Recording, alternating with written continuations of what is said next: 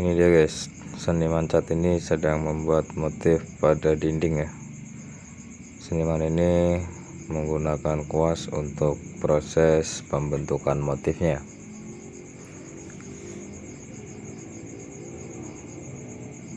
Cukup keren sekali guys, hasilnya bisa menjadi lingkaran seperti itu, keren sekali.